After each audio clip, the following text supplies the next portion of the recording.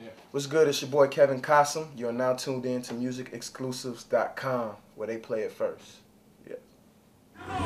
Can't see what it look like. All pretty girls, put your hands up, put your hands up. All pretty girls, put your hands up, put your hands up. All pretty girls, put your hands up, put your hands up. All pretty girls, put your hands up, put your hands up. What's up, everyone? Thank you for joining us for yet another exclusive from musicexclusives.com. And today I'm here with songwriter and now singer Kevin Cossom. What's up?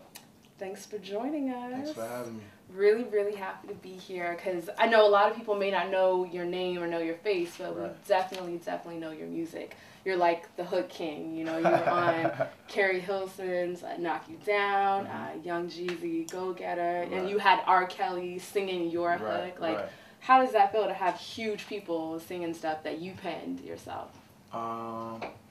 It feels pretty good because a lot of the people that I've written for are writers themselves. You know what I'm saying? Like, first big placement was Go Getter. R. Kelly sang the hook, so for R. Kelly to sing something, and he's one of the greatest writers of my time or in R&B. Definitely. Of all time. Yeah.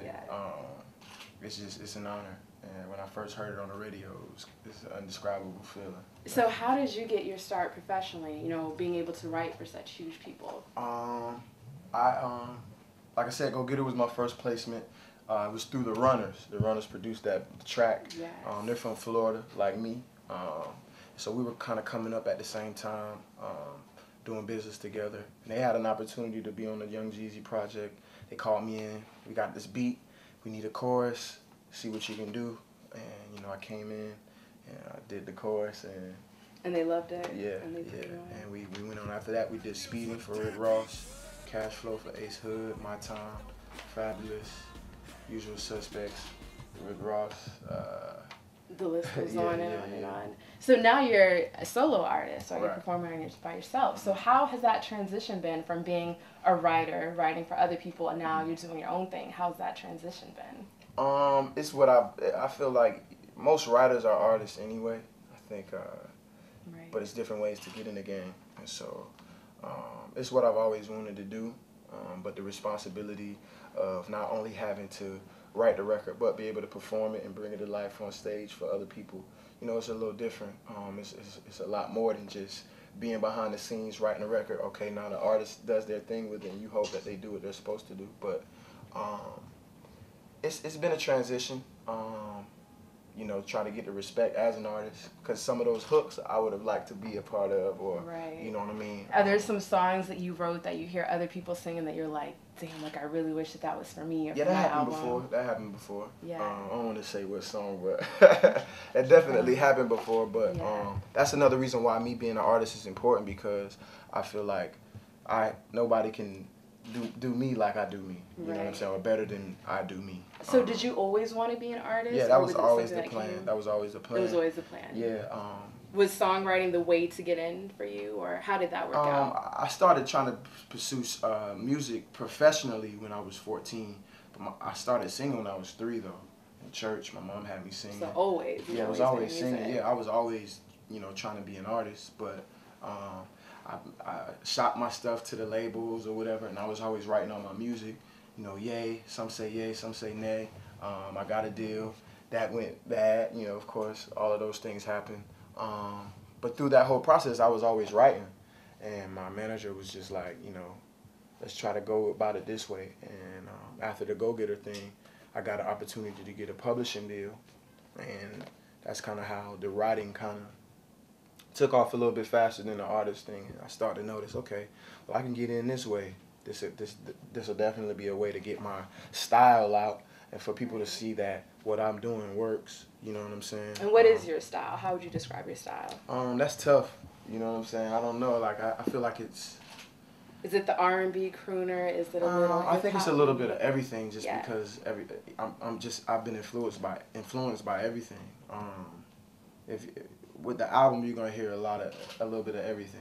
Right. You got the crooning, you got the party records, you got the space age sound. I'm signed to Danger, Nars Records. Danger, if you don't know Danger, he's a major Mega producer. producer, Yeah. He's worked with people from Like he did Sexy Back with Tim, My Love with Tim for Justin. Yeah, he's done like a lot of Brittany. Yeah. So you were the first artist signed Yes, to his yes, label. yes. So how did you guys get connected? Publishing company sent me in to work for this girl group. He was the producer, I'm the writer. And, you know, it was like a 3-day session. I think like the last day he was like, you know, is songwriting the only thing you want to do? And I was like, nah, like I'm just doing this right now. It took off for me a little bit faster, but being an artist was always primary for me. And, you know, he was like, yo, I like your sense of melody, I like your style, and your energy. And back then I didn't even know who he was because he's not the in the video show my face type artist. He's you know, a little undercover, producer, but still yeah. doing big but still stuff. doing but really he's a little major behind the things, scenes. yeah. And so we set up some stuff about a month after that. We got in for a few days and we came up with a few records that we were like, oh, this sounds pretty good.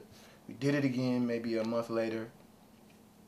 Same results. We got great records. We got great material out of it. And we knew right then that that was the right thing to do, that we should be in business together. Now the name of his label is New Age Rockstar. Nice. So what makes you a New Age Rockstar? Or do you consider yourself one? I don't know. I got asked that question before, and I know I'm gonna probably get asked it a lot.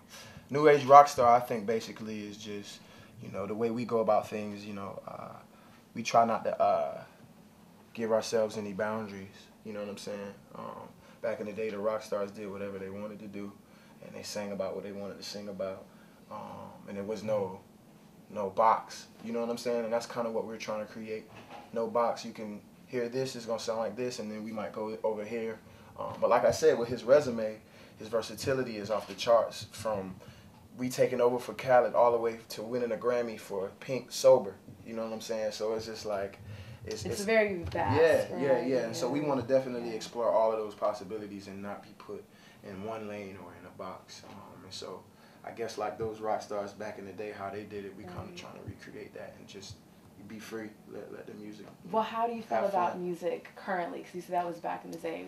How do you feel about music right now? Like when you turn on the radio or whatever's on your iPod, how do you feel about that? Do you feel it's kind of boxed in? Do you feel like people aren't giving their all? I think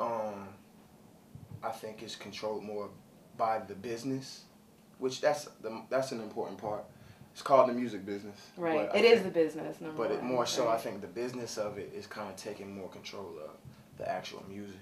And I'm not saying that music is not good these days, because it's a lot of great talent out there, but I think, you know, just with my firsthand experience with execs and stuff like that, like, you know, how can we get on the radio? You know, you gotta sound like this to get on the radio. If we can't categorize it or put it in a category automatically, then we don't understand it, then we can't really mess with it. So what can we expect from you that we're not getting from the artists that we hear on the radio right now? I wouldn't say what I'm doing different. I'm just doing me. You know what I'm saying? So it's just like, you know, that's kind of up to the consumer to judge where I fit in their lives. But I definitely feel like my music is fun. It's feel good. It's real. It's relatable. What else? I'm a big fan of melody. You know what I'm saying? So it's real melodic. So it's a sexy sound. It's sexy, definitely, and it, you know, I think it covers all angles. You know what I'm saying? From the slow jams to the mids to the ups. So we get a little bit of everything. Yeah, a little bit of everything with me. Yeah. So what are you looking forward to with your career? What are you hoping to accomplish ultimately? I want to be relevant, and I want to make, you know, I want to leave my mark somehow, positive, you know, and influence people like I've been influenced. But definitely, you know, how people say, where do you want to be 10 years from now? The only thing I can think of is just I want to be relevant, you know what I'm saying, in the music game, because it's a lot of people that's still doing it, but they're not really like, you know what I mean? We could live without them, you know what I'm saying? So it's just, I want to make sure that years to come that, you know, I still fill a void or I have my place in the music industry. So are we going to be getting more from you soon? Do you have a first single coming out? Do you First have an album thing? First single will be coming out within a few weeks. It's a club record. It's crazy. Can you tell us the name of it? Can we get the exclusive from musicexclusives.com? Yeah, it's called I Like It. It's I really Like dope It. though, yeah. It's called I Like It. Just sent it to the label. They love it. They're going crazy. They're excited. So within a few weeks, we'll be releasing it. Nice. Yeah. How can everyone get in contact with you or find out more about you? You have Twitter or website? All those things. KevinCossom.com. Last name is Cossom. Cossom. I get people. And I've seen it spelled like 50 different ways too. Yeah. So I gotta spell it out in my records. You know what I'm saying, so people can know. Hit me up, KevinCossom.com, or at Kevin Cossom on Twitter. Facebook is the same thing, Kevin Cossom. And single, I Like It, coming out soon. Yeah. Well, Kevin Cossom, thank you very, very much for joining us for MusicExclusives.com. We'll definitely be looking out for everything. First single, I Like It, coming out very soon. Pretty soon, look out for it. And we're here at the BMI Showcase, and we'll see you perform soon. Tonight, later on, we're going to get it in. Yes.